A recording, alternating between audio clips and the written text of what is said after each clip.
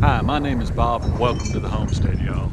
On this video we're going to be talking about our Hugel bed 2 years after we built it. So we'll talk about the pros and the cons of a Hugel bed. Well, this is our Hugel bed. It's roughly 5.5, 6 feet wide, about 34 feet long, something like that. And this is the one we built 2 years ago. If you didn't see that video, I'll put a link in the description for you. But there's not been many cons with the Hugel bed. It's been mostly pros. The main major con for a Hugel bed is building it. It's very labor intensive, and you need a lot of material. You need the rotten wood for the bottom, and then some kind of high nitrogen on top of that, whether it's manure, chicken manure. We use chicken manure on top of ours, and cow manure. But that's really the only con that we've had in the last 2 years with it. Everything else is done wonderful. You'll be able to see in the video, we have some video that we've taken over the last 2 years and a lot of pictures of the flowers.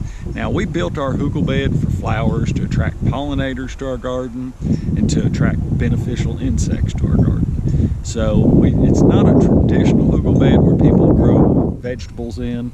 But you can grow vegetables in one. We built them for raspberries, we built them for blueberries, and they just work great. We even planted an apple tree in one, and it has worked wonderful. So, what are the pros? Well, the pros are, and you'll be able to see in the video, is they grow great. Plants grow great in them. They hold a lot of moisture, so we haven't watered this Hugel bed in 2 years. We haven't had to, even though we've had 2 of the worst summers as far as drought goes and dry summers that we've ever had. And they just feed the plants. The plants are just so healthy and grow so well. So if you're planning on building a Hugel bed, I would definitely recommend put mostly perennials in this.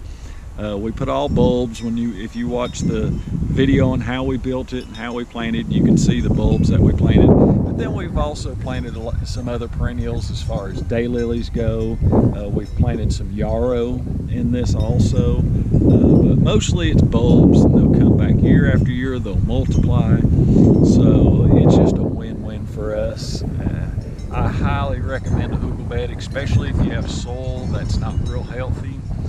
Because a Hugel bed, it attracts a ton of earthworms. Every time I dig in this to plant something new, I find more earthworms. And that's because of the manure, the rotten wood, and the leaves that you use on top of it. So I'll shut my mouth and play some of the video so you can see. If you have any questions or comments, please leave them below. And as always, thanks for watching.